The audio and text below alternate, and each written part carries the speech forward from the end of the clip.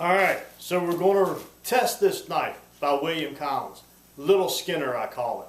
That's what he called it. We're going to keep that name. Yes, I name all my knives. Alright, so let's go get a log about this big around and start batoning this thing. Then we'll take it and jam it into a tree and see if we can stand on it and bounce up and down on it. Then we'll go out and we'll dig roots with it. No, we're not going to do any of that. He called it Little Skinner, and that's exactly my intent. I want to see how it skins. Nice 90-degree spine. It will strike a ferro rod. Nice thing to have. Beautiful sheath. Multiple ways of carrying it. Good option. I wanted it as a necker so that when I'm skinning, it's right here in front of me. If I'm wearing an apron or if I've got a coat on, I'm outside, I want to be able to drop it in without having to fiddle with the outside of my coat trying to put a sheath in and stab myself. So, the test for this knife will be skinning. Let's get started. Got 2 coyotes to do. Hey guys, and welcome to Red Dog Bushcraft. Inside the garage tonight because the weather has turned awfully bad. And let me just start this out saying this is not a how to skin a coyote video. This pretty coyote was taken today by a friend of mine who's trapping in an area where they do some hunting. And the landowner wants to get rid of some coyotes. And it's a great opportunity for me to try out this little beauty. This is a custom-made knife by William Collins. He had it on in one of his videos, and I sent him a message and said I sure would like to buy it. He was kind enough to sell it to me, and this is the first chance I've had to use it on an animal. And we're going to try to save this hide. I just wanted to give you a good close-up of this knife. Get in here so you can see it. Absolutely beautiful work.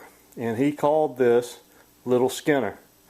So I thought today I would put it through its paces and let him know exactly how it's doing. About a 1/8 of an inch blade there, and it is ground from the top all the way down. It's got a nice edge down on the very bottom of it. And let me show you something about how to tell a really good knife from a custom knife maker. If you can hold this thing out like that and raise that tip up and look down the center of that steel, down the center of that blade, and see if it's equal on this side and this side, that's a good indication of some nice, very nice artwork going on as far as the grind goes. So we're going to go ahead and get started and see how this knife performs today. So stay with me and we'll get started. Okay, no trouble going around the ankle there right down to the bone. And next, it's time for that money cut. So we're going to take the tip of this knife where it dips down like this and see if we can let that ride right on that flesh and see if it'll lift that hide up as it comes across this cutting edge. So we'll get the edge sunk down in there. And just trying to stay right on that line right there. Now, I am being very careful here because a friend of mine that was able to harvest this animal has a lot of history with this one, and he wants to save this hide. So we're going to try to do a good job for him. So I'm being a little careful here, but the knife seems to tuck in there very well, and it's lifting that hide away from that very nicely. Okay, going old school, the next test is to see how does it do on the tail. So we're going to put it right in that little notch right there in the back side of that tail. Trying to keep the fur back so that we're not cutting fur with the blade, that we're cutting from the skin side out to the fur. Of course, that helps save your blade. It also makes a nice cut. And I think we're there. That little tip is taking me a little bit of practice to keep it from digging in. I got to lay it back a little bit further than what I'm used to, but it's definitely doing it, and I just have to get, oh, there it goes right there. Once it falls in that spot, man, she's peeling right down. So far, William, nice job.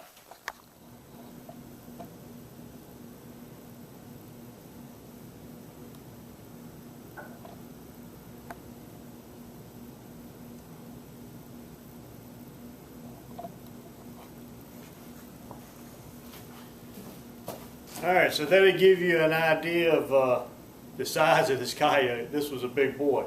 Alright, we're all done. We got to get him washed up, get this blood off of him, get him cleaned up. I'll do that here in just a few minutes. But like I said, this is all about the knife. So let's talk about the knife a little bit. Number one, the sheath came with both a sharpener and a ferro rod attached here. Beautiful handcrafted sheath, got some nice artwork on it. William Collins stamp, or WC. Stamped down at the bottom. The back side has a hole in it, and that's for a drain hole. Has a loop that you can wear it on your belt, traditional way, or the old side draw, which I really like. But the reason that I wanted it was for a neck knife, and he included this lanyard. So let's look at the knife a little bit, and we'll do some measuring, and I'll talk a little bit about the performance. Okay, so overall length, we're looking at, I think it's 6 1/4. You get up here in the camera. We're at 6 1/2, just shy. Yep, 6 1/2, right to the very tip of the handle. The width of the blade here at the widest point of the belly looks like 1 inch. The blade itself just shy of 3 inches. Looks like 2 7/8. So what does that leave for the handle? Right about 3 1/2. So you say, well, how can you get a grip on that? Well, when you're skinning, a lot of times you're actually like this. So it's no problem at all. When you're not, you're usually up here like this. And how did the knife perform? It did very well. This thing was more like a surgical instrument than it was a knife. It was so sharp. You had to be extremely careful if you were doing any touching. As a matter of fact, I messed up right there by the arm, and I put a small nick actually cut through, and I'm going to have to stitch that up. I'm trying to stay in the frame here. I've got a camera where I can't see the screen. The roundness of the belly makes it real nice when you're going around the body of the animal itself. I didn't know if I was going to like that belly, but I really do. The shape of the handle being flared out in the bottom. William, once again, I did not think I was going to like that. I was thinking just a typical broomstick style handle on something this small would have been the way to go, but you hit a home run with this, because as you come back and you put your hands in there, your fingers lock in right there, and the way it's shaped right here on the back side, see if you can get a good look at that. See how it widens out? That falls right in that groove right there. And I have medium-sized hands. They're not overly large, but the knife fits me very well. Now there is a 90-degree spine on the back for striking the ferro rod, but it stops right about here and starts to round over. There is no guard. The front of the knife is tapered down, right down to the blade with a nice clean edge. And let's see if I can see that grind mark? That grind mark starts all the way up here at the top of the blade and runs all the way down. Guys, I'm sorry about this camera work, but this is hard out here in the garage trying to look through the viewfinder. Enough said about that.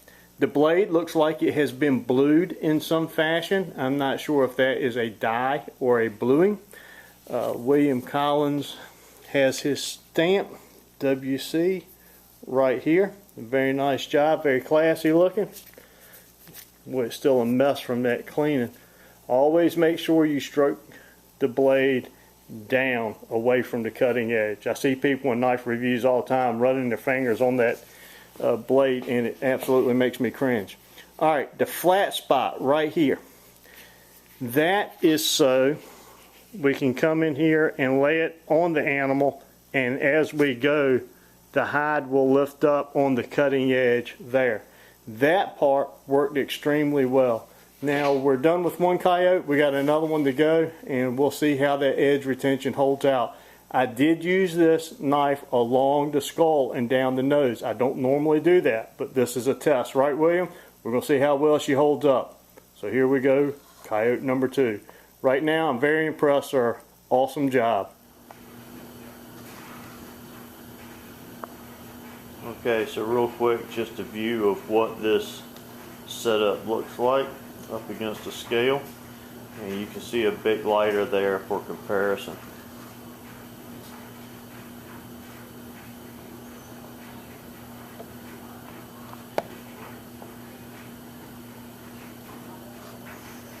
Now that we're inside in the light, just a quick look at the sheath, which came with this little Sharpman steel and ferrocerium rod.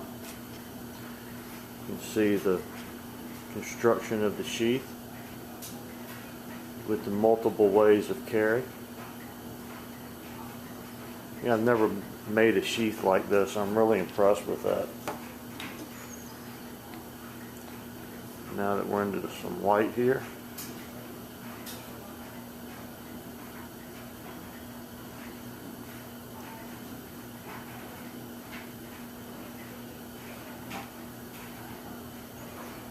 see if we can get on that grind line there.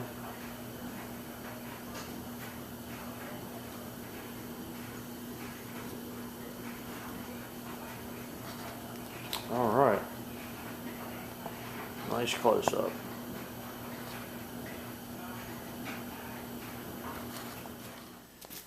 Alright guys, it's getting late. We're finished up with our skinning process, and William, I gotta tell you, man, the knife is really nice. I like it. I'm going to enjoy it a lot, and it works great for skinning, and that's exactly what I wanted it for.